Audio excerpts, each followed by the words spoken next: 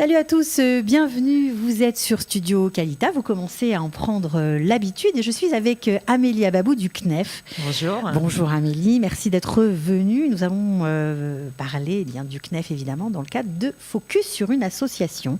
C'est important parce que les associations, nous on les aime, on les soutient chez Kalita, voilà, et on voulait en savoir plus sur vous. On parle beaucoup du CNEF, mais on sait que c'est pour les étudiants, mais on ne sait pas vraiment qu'est-ce que ça peut apporter aux parents d'enfants qui les envoient en Israël et aux enfants eux-mêmes qui sont là, étudiants, qui ne savent pas toujours comment faire. Alors, qu'est-ce que c'est que ce CNEF ? D'abord, qu'est-ce que ça veut dire, les initiales ? Et puis, c'est quoi exactement le concept ? Bon, ça tombe bien parce que déjà, tu me poses plein de questions sur lesquelles je vais pouvoir te corriger. Alors là, on voit que c'est une Israélienne en plein parce qu'elle me tutoie. D'ailleurs, on va se tutoyer, il n'y a pas de problème. D'accord, désolée. Mais non, c'est parfait, on est en Israël, il n'y a pas de souci. D'abord, je vais te dire, le CNEF, c'est pas que pour les étudiants. Et c'est par là que je vais commencer. En fait, c'est une association qui s'occupe des jeunes et qui s'occupe de l'ALIA et de l'intégration des jeunes en Israël. Et je vais t'expliquer comment c'est devenu cette association. Alors, qu'est-ce que ça veut dire déjà, le CNEF ? Alors, justement, ça veut dire, en fait, à la base, je vais commencer un petit peu par un petit historique. Ça fait 30 ans qu'on existe. Cette année, on fête notre 30e anniversaire. Si Dieu veut, il y aura une grande fête au mois de septembre, au mois d'octobre, un truc comme ça. Et donc on va fêter les 30 ans du CNEF. Il y a 30 ans, il y a des jeunes qui sont arrivés en Israël, qui ont fait leur alia et qui faisaient partie d'un mouvement de jeunesse en France qui s'appelait Tikvatenu, qui s'appelle toujours Tikvatenu, et qui ont créé une association qui s'appelle Makshimé Tikvatenu. Ça, c'est le vrai nom de l'association du CNEF. On s'appelle Makshimé Tikvatenu CNEF. Et donc, ces jeunes ont voulu poursuivre l'action de Tikvatenu en Israël et de faire donc des activités pour les jeunes francophones en Israël. C'est des activités en fait pour se rassembler tout simplement. Voilà, c'est pour être ensemble sur les campus, c'est pour pouvoir passer des Shabbats ensemble. Ils étaient très seuls, ils n'avaient pas leur famille, ils faisaient leur alia tout seuls, etc. Donc, c'était très important de s'organiser. Ils ont vite remarqué qu'en fait, ces activités n'attiraient pas que les gens de Tikvatenu, ça attirait aussi l'ensemble des étudiants. Et donc, ils ont élargi l'association et c'est devenu le CNEF, CNEF, le Centre national des étudiants francophones.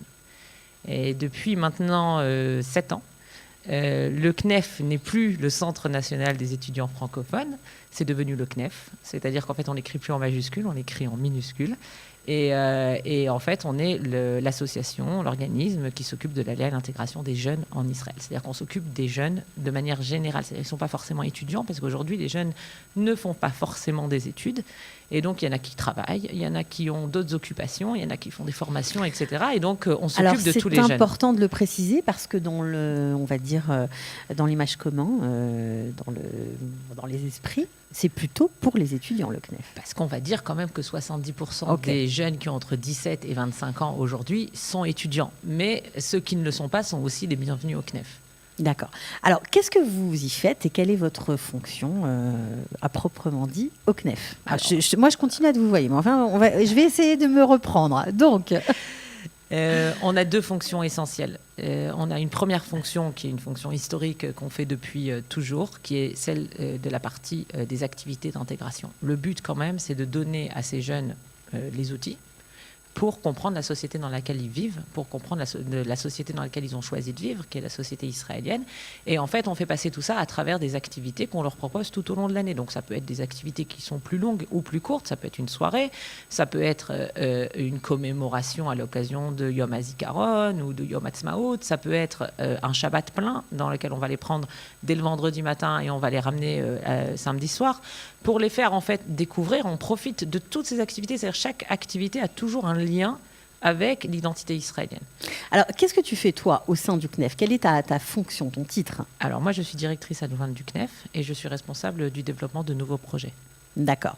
Alors, pour revenir tout de suite aux activités, parfois on a l'impression que c'est un peu, la garderie, pas la garderie, mais disons, ça fait un peu colonie de vacances, c'est pas très sérieux. C'est tellement important de faire des activités de ce genre en Israël pour les gens, les étudiants qui arrivent ? Je vais te répondre par un exemple. Il y a 3 ans, on a voté en Israël, il y a eu les élections. Et les jeunes qui sont arrivés, les élections ont eu lieu au mois de janvier, février, si je ne me trompe pas. Les jeunes qui sont arrivés en Israël au mois de septembre, qui ont fait leur alia, n'avaient aucune idée ni du système électoral, ni de quels étaient les différents partis, ni n'avait aucun concept de tout ça. Et grâce à l'équipe du CNEF, on a fait des réunions informatives sur les élections, des simulations. On leur a expliqué, on a même fait venir certains parlementaires qui parlaient le français pour leur expliquer les différences dans les partis, etc. Et donc, en fait, grâce à ça, ils ont eu de la formation pour pouvoir ensuite... exercer leur droit de citoyen exactement. Comme il faut. Alors évidemment, tout ça se fait. Très fier. Tout ça se fait dans la bonne humeur, Bien avec toujours un petit truc à manger, parce qu'on sait très bien que les jeunes, quand ils viennent quelque part, il faut mettre des pizzas ou des sushis. Oui, que les jeunes en même temps. Et donc c'est vrai que quand on regarde ça de l'extérieur et qu'on voit cette activité, on aura plutôt tendance à se dire bon, vu la photo, ils ont mangé des sushis, mais en fait, qu'est-ce qui s'est passé dans l'activité? Il y a eu vraiment des choses qui sont importantes et qui ont permis en fait aux jeunes de comprendre un petit peu mieux le système dans lequel ils vivent. D'accord. Alors ça, on va dire que c'est un des deux pôles dont vous nous avez parlé en introduction, c'est le pôle activité. Alors maintenant, le deuxième pôle, qu'est-ce que c'est? J'imagine que c'est l'orientation. C'est ça tout à fait. Donc la deuxième grosse partie aujourd'hui au CNEF, c'est le centre d'information et d'orientation qui fonctionne déjà maintenant à plein temps depuis 4 ans et qui en fait reçoit soit par mail, soit par rendez-vous personnel des jeunes qui ont fait leur alia, qui veulent faire leur alia, qui sont déjà en Israël, quel que soit le cursus dans lequel ils sont, ça fait déjà 1 an, ça fait déjà 2 ans, qui cherchent en fait leur voie et qui ne savent pas qu'est-ce qu'ils vont faire l'année prochaine ou qui ont besoin d'orientation au niveau, les sujets essentiels des jeunes, c'est les études, évidemment.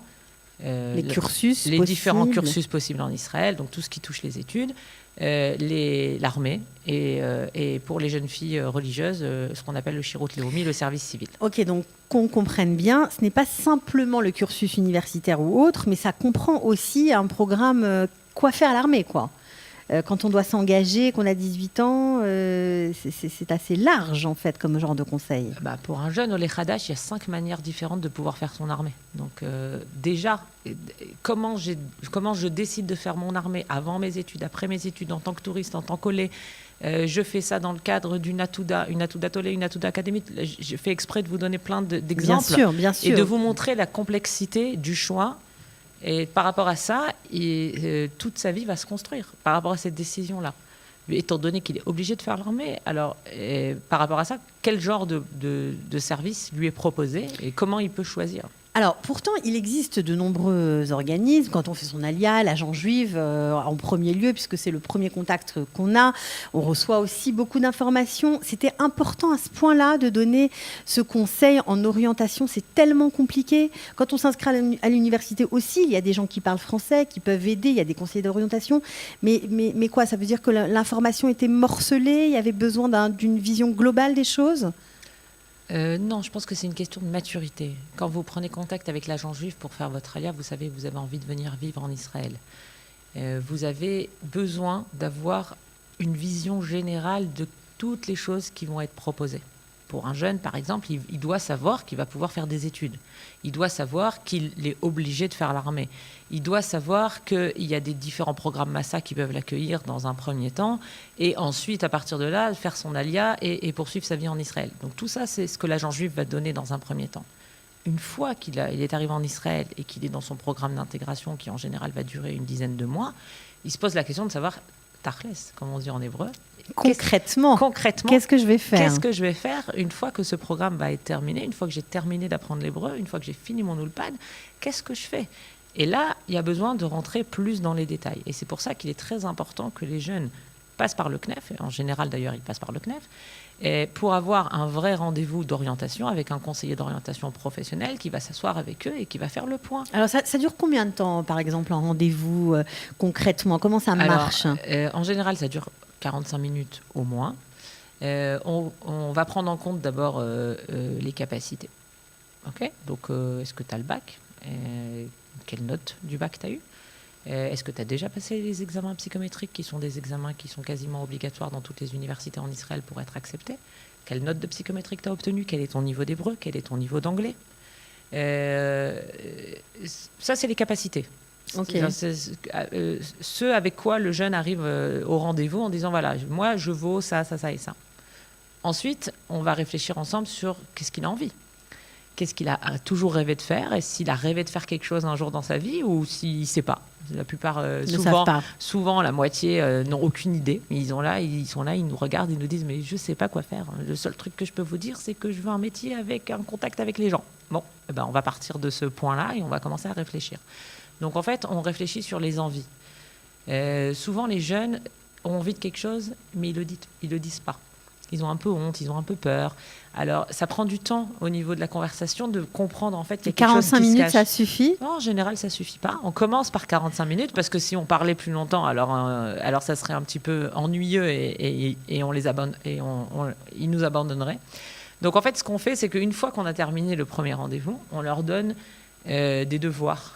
Et eux, ils doivent faire des choses. Par exemple, si à la fin, on a conclu que ça serait peut-être intéressant qu'ils se renseignent sur telle école en Israël, on va lui donner les coordonnées de l'école, on va lui donner le mail de l'école, on va lui dire, voilà, il faut que tu envoies un mail à telle personne, elle parle le français, elle parle l'anglais. C'est ça, donc vous avez vraiment des raccourcis. Oui, bien sûr. Et vous avez peut-être aussi des contacts dans les universités, dans les collèges académiques, dans les écoles. Il y a énormément de possibilités en Israël qu'on ne connaît pas, dans différents domaines. Et donc, j'imagine que ça aide énormément. Parce que c'est vrai, quand on arrive, on est un peu... On n'ose pas, on ne sait pas, on a toujours peur de ne pas s'adresser aux bonnes personnes, de ne pas être conseillé comme il faut. Et vous faites vraiment des raccourcis efficaces. On leur explique aussi qu'envoyer un mail, ça ne coûte rien. C'est-à-dire que souvent, les jeunes sont coincés de savoir qu'est-ce qu'ils vont faire après, mais on dit, mais attends, on te propose d'envoyer un mail et de poser des questions directement avec la personne qui va pouvoir te donner des réponses qui vont permettre de mieux te comprendre et de savoir si ça te correspond ou pas. Et donc là, ils comprennent. Et donc, du coup, ils vont envoyer leur mail et nous, on a le suivi. C'est-à-dire qu'en général, 1 semaine, 2 semaines, 3 semaines après, on recontacte le jeune et on lui dit, alors, où est-ce que tu en es ? C'est-à-dire que vous ne les laissez pas tomber dans la nature. Pas du tout. Le but, c'est d'aller jusqu'au bout du processus avec eux. Évidemment, on ne veut pas les assister. Ça, c'est très important. Ça, c'est vraiment une des choses les plus importantes dans notre démarche. C'est que on s'est souvent rendu compte que si on assiste trop une personne qui est dans un processus comme ça, je parle des jeunes puisque c'est ma spécialité, mais je pense que les adultes, etc., c'est la même chose. Au bout d'un moment, ils ne se sentent pas concernés par leur propre processus. Donc c'est très important de leur donner des choses à faire, de vérifier qu'ils les ont faites, et ensuite de continuer. À partir de là, de continuer. Et donc là, ça fait partie du concept de l'orientation qu'on propose aux jeunes. Alors, vous gérez combien de jeunes ? Vous aidez combien de jeunes ? Vous savez, tu le sais, tu as les chiffres ? Oui, ça tourne environ entre 900 et 1000 par an. C'est énorme. C'est énorme. On a beaucoup de demandes. Alors, bon, il y a les demandes où les jeunes viennent physiquement en rendez-vous. Et d'ailleurs, c'est l'occasion de dire que le Centre d'information et d'orientation du CNEF reçoit sur rendez-vous. Vous avez la possibilité de venir sur rendez-vous au CNEF et même de venir sur rendez-vous au CNEF à Kalita, donc au Hub de l'emploi. Donc ça nous permet aussi d'avoir une deuxième antenne sur Jérusalem et de pouvoir recevoir les jeunes. Oui, alors il faut préciser que pour l'instant, le CNEF est à Jérusalem, on va y venir tout de suite. Ouais. Vous pouvez donner l'adresse, tu peux donner l'adresse. Alors l'adresse, c'est Ben Yehuda numéro 2, deuxième étage, et le numéro de téléphone, c'est le 02 622 26 25. On peut prendre rendez-vous. Ok, on peut vous appeler de France ? Oui, tout à fait. Si des parents nous écoutent et sont un peu inquiets sur l'avenir de leurs enfants, parce que partir après le bac comme ça fait toujours un peu peur aux parents qui entendent tout et n'importe quoi sur les études en Israël, il faut bien le dire. On a toujours beaucoup de contacts avec les parents. Des fois, les jeunes viennent avec leurs parents, des fois, les jeunes viennent tout seuls, des fois, les parents viennent sans les jeunes, des fois, les parents nous contactent tout seuls. On a beaucoup de contacts avec les parents. On essaye de leur expliquer aussi, répondre à toutes leurs questions et toutes leurs difficultés par rapport à les décisions du jeune et qu'est-ce qui se passe, etc. Mais souvent, on se rend compte que le mieux, c'est d'avoir les deux en même temps. D'avoir les parents et le jeune en même temps, c'est idéal pour que tout le monde avance ensemble, quoi, qu'il n'y ait pas de dissonance entre le jeune, il veut ce que les parents veulent, et là, du coup, on fait un travail un petit peu dans le vide. Alors, on sait que les études en Israël coûtent cher. Est-ce que vous aidez pour obtenir une bourse ? Il y a des bourses, évidemment, mais est-ce que vous les aidez dans ce processus-là ou ils se débrouillent tout seuls ? Alors, oui, on les aide, parce qu'en fait, ça, c'est un processus normal de l'Alia. Tout à fait. C'est-à-dire qu'en fait, un jeune qui fait son Alia, à partir du moment où il reçoit sa Théoudat Zéhout, son carte d'identité israélienne, il a le droit, en tant qu'Olé Hadash, d'obtenir du ministère de l'intégration, à l'intérieur du ministère de l'intégration, le département du Minal Studentim, des étudiants, de recevoir en fait le financement des études. Le financement des études, c'est-à-dire qu'en fait, ils payent l'intégralité du prix des études à un niveau universitaire, c'est-à-dire environ 10 000 shekels par an, pendant toute la durée du premier diplôme. Si le diplôme dure 3 ans, ça sera 3 ans. Si le diplôme dure 4 ans, ça sera 4 ans. Ok, donc ils sont subventionnés de 10 000 shekels chaque année ? Chaque année. D'accord, jusqu'à la fin de leurs études ? Jusqu'à 4 ans d'études. Jusqu'à 5 ans d'études. 5 ans mais qu'un seul diplôme. C'est-à-dire quelqu'un qui aurait fait un diplôme de 3 ans qui veut faire un master, le deuxième diplôme n'est pas pris en charge. Ok. Bon, alors on a parlé de vos départements, on a parlé de plein de choses, du concept, etc. Maintenant, j'aimerais savoir quels sont vos projets. Parce qu'on a dit que le CNEF était situé à Jérusalem, et vous gérez quand même 1000 étudiants. On imagine que tout le monde n'habite pas à Jérusalem. Alors c'est vrai. Alors je vais dire un petit mot des équipes de terrain, des équipes qui proposent des activités justement. Donc on a en fait un coordinateur national qui gère en fait des équipes sur le terrain. On a une équipe à Jérusalem. On a une équipe d'animateurs de Madrichim sur le campus de Bar-Ilan. On a une équipe à Tel Aviv. On a une équipe à Natania, une équipe à Haïfa et on a une équipe à Ariel. Mais vous n'arrêtez pas. Donc dans tous les pôles, on va dire, universitaires, bien qu'on précise, vous ne vous occupez pas uniquement d'étudiants, mais disons, c'est quand même votre fer de lance. Oui, tout à fait. Voilà, 70% de votre activité, c'est ça. Donc dans chaque université où il y a beaucoup de francophones, vous avez des délégués, des madrechim, comme vous les appelez, qui organisent des activités. C'est un peu, on va dire, pour donner une comparaison à nos amis qui nous écoutent de France, comme l'UEJF en France. Tout à fait. Sur les universités, c'est la même chose. On peut comparer avec l'UEJF ou avec un mouvement de jeunesse. C'est-à-dire le but, c'est qu'il y ait des personnes qui soient très proches, qui sont eux-mêmes des jeunes, oui, bien sûr, qui sont eux-mêmes étudiants et qui sont là depuis un petit peu plus de temps et qui sont prêts. En fait, il faut savoir que les madrichim sont des bénévoles. Donc, ils donnent de leur temps pour aider les autres. Ils donnent de leur temps pour aider les autres et ça, c'est vraiment quelque chose d'exceptionnel. C'est exceptionnel. Et donc, ces madrichim-là organisent des événements sur les différents campus ou dans les différentes villes. Par exemple, à Purim, il y a eu 3 Purim du CNEF, à Jérusalem, à Natania et à Haïfa, pour pouvoir avoir suffisamment de satisfaire tout le monde. Et voilà, donc il y a des activités nationales et il y a des activités qui sont régionales. Ok, alors ça concerne le pôle activité, si j'ai tout suivi. Voilà. Que se passe-t-il concernant le pôle orientation ? Parce que ceux de Natania, ceux de Haïfa, je ne sais pas, ils ont le droit aussi d'avoir des conseils sur place, pas forcément de se déplacer à Jérusalem. Est-ce que c'est prévu ? Eh ben voilà, bonne nouvelle. C'est l'occasion. Scoop. C'est l'occasion de t'annoncer que le CNEF va ouvrir en fait 2 antennes supplémentaires. Une antenne à Tel Aviv, qui va aussi s'exporter à Ashdod, c'est-à-dire qu'en fait essentiellement il y aura aussi on va recevoir du monde à Ashdod, donc on va avoir un conseiller d'orientation qui va être basé à Tel Aviv et qui va se déplacer à Ashdod pour recevoir les jeunes et leur donner de l'orientation.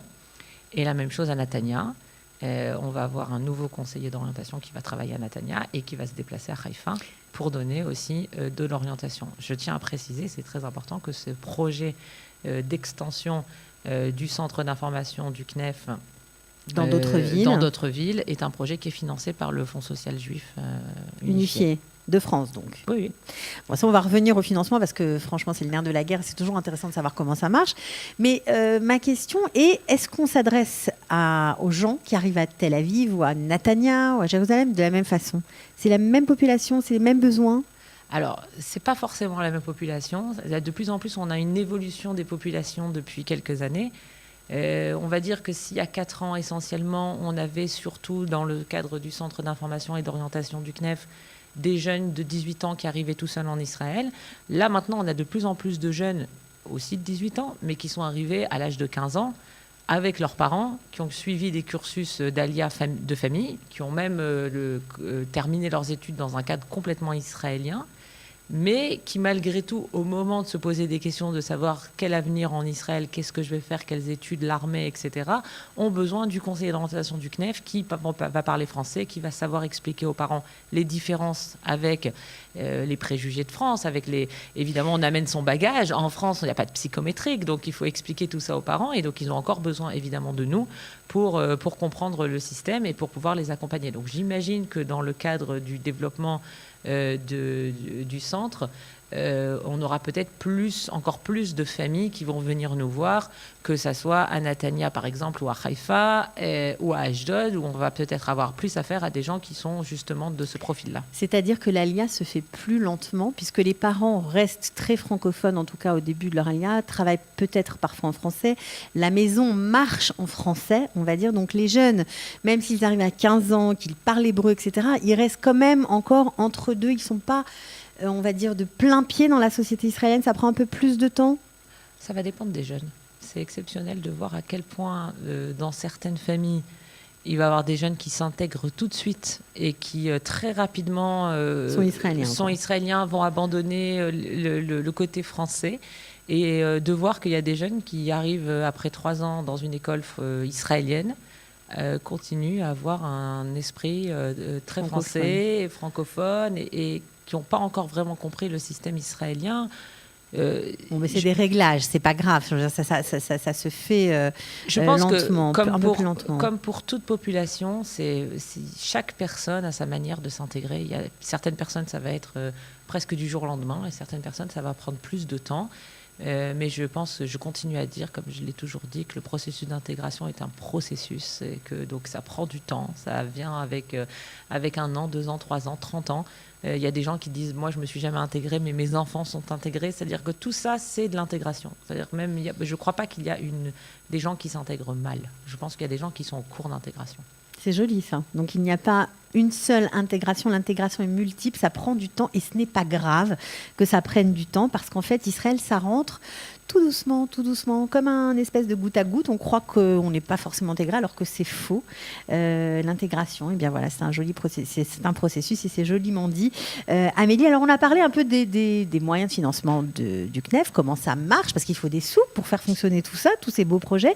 Donc on a parlé du fonds social, c'est la seule source de financement pour vous ou comment vous faites? Vous faites appel parfois à des dons privés? Alors, en fait, on est financé essentiellement par 2 sortes de financement. On a une partie, les fondations, comme le Fonds social, comme Cadita, comme d'autres fondations, la Fondation Adélis, par exemple, qui sont des fondations qui aident le CNEF, et donc qui sont là pour nous soutenir, sur lesquelles, en général, ça marche par projet.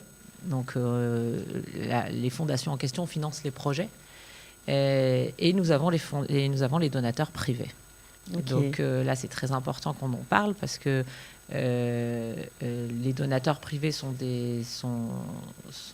souvent des personnes qui nous suivent depuis longtemps et qui reconnaissent le travail qu'on fait et nous, on est très reconnaissants de leur donation et grâce à ça, on peut continuer à travailler, etc. Et donc là, c'est l'occasion d'en parler puisque bientôt va se fermer le concept, enfin je ne sais pas comment ça s'appelle, mais enfin ce qu'on appelle l'ISF en France. L'impôt sur les grandes fortunes. Oui, ça doit être ça. Ouais. Donc en fait, les personnes qui sont sujettes à l'ISF peuvent donner au CNEF. Donc ça, c'est important que j'en parle aujourd'hui. On a une fondation française qui nous représente en France. Et donc si vous voulez donner au CNEF et si vous voulez soutenir le travail qu'on fait, notre action, si vous voulez soutenir la jeunesse francophone en Israël et si à travers nous, vous voulez justement encore plus donner la chance à ces jeunes de s'intégrer et de réussir leur vie en Israël, parce que c'est un peu l'avenir du pays. Bien sûr, tout à fait. Alors, vous pouvez donner votre ISF au CNEF. Et pour ça, je vous encourage à rentrer sur le site du CNEF. En première page, tout est expliqué. Le site du CNEF, c'est www.cnef.org. Et donc Bevakasha, allez-y, n'hésitez pas. Alors juste pour terminer, Amélie, parce qu'on pourrait parler encore longtemps, c'est tellement passionnant. Enfin, je veux dire, ça touche nos enfants, ça touche nos proches, les jeunes, ceux qu'on aime, ceux qu'on attend. C'est quoi le souvenir qui vous a marqué, l'image qui vous reste en tête avec toutes ces activités, tous ces gens que vous avez orientés? Qu'est-ce qui vous a vraiment ému, touché, et dont vous vous rappelez comme ça, sans réfléchir? Parce que j'imagine que vous en avez beaucoup, des souvenirs, mais... Bon, alors sans réfléchir. Évidemment, quand on donne un service comme celui du CNEF, on ne peut pas forcément s'attendre à avoir une certaine reconnaissance de la part des personnes qui viennent, parce nous on en voit tellement, etc. Alors bon, les jeunes ils viennent. Et on le fait pas pour ça en plus. Oui, on le fait pas pour ça, mais bon, les jeunes ils viennent, ils reçoivent leur orientation, on les suit, etc. Et puis bon, ils s'en vont, ils continuent leur vie, etc. Donc c'est pas forcément, on a un contact, on les re-rencontre, etc. Mais ça s'arrête, on va dire que ça s'arrête là. Une fois, je suis arrivée au bureau, j'ai trouvé un bouquet de fleurs sur mon bureau.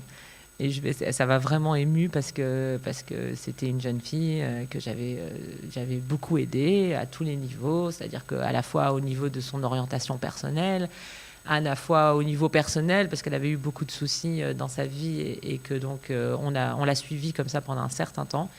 Et beaucoup plus tard, peut-être 6 mois plus tard ou un truc comme ça, en fait, elle a fait livrer des fleurs pour dire merci.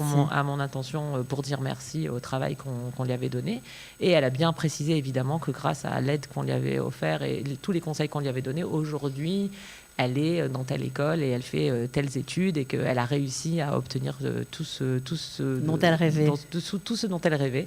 Et donc c'est vrai que quand on voit les résultats et qu'on peut voir 2 ans, 3 ans, 5 ans plus tard, un jeune qui dit grâce à vos conseils, j'ai fait les études que j'ai fait et maintenant, voilà, je travaille dans tel et tel domaine. À chaque fois qu'on entend ça, c'est une satisfaction extraordinaire parce qu'on sait qu'on a été le petit jalon, le petit maillon qui a fait que on a réussi à pousser au bon endroit, au bon moment et ça c'est très satisfaisant. Ouais, il faut dire que parfois, quand on fait son alia, on a plein de rêves, des choses en tête et on est plein de fougue et d'enthousiasme. Et quand on arrive, quand on est seul, sans famille, c'est pas facile. Et de savoir qu'on a un organisme comme le CNEF, on peut se retrouver, faire de nouvelles connaissances, retisser du lien social, se faire des amis, partager les mêmes soucis, les mêmes problèmes en même temps dans des shabbatotes organisés, à la fac, sur le campus, n'importe où, grâce au CNEF. Franchement, on croit que c'est pas tellement important, mais c'est fondamental et ça vraiment, ça donne encore une autre dimension à l'ALIA. Et alors, je voulais juste vous remercier pour ce travail exceptionnel. J'ai l'impression que tu parles en connaissance de cause tellement que tu es tout dedans. à fait. Voilà, je vais tout vous raconter. Moi aussi, il y a 30 ans, j'ai bénéficié des shabbatotes extraordinaires du CNEF. Alors nous, à l'époque, il n'y avait pas grand-chose, il faut bien le dire. On était vraiment très seuls. Pas de famille, il n'y avait pas de téléphone portable, pas d'Internet. Il faut comprendre, on était dans des chambres d'étudiants, on travaillait, etc. C'était pas évident, quoi. C'était une autre vie. Et de se retrouver, d'avoir une atmosphère familiale, de pouvoir parler, discuter, rire, c'était extraordinaire, vraiment. Et ça, merci le CNEF, on ne vous oublie pas. Super. Voilà, alors on espère que vous allez bientôt revenir nous voir tous avec d'autres. Voilà, le micro vous est ouvert. Et Betzlacha pour ces nouveaux projets, Natania, Ashdod, Haïfa. Je suis sûre que les gens, et Tel Aviv, bien sûr, n'oublions pas Tel Aviv, tout le monde va être ravi. Voilà, bon courage. Merci, à bientôt.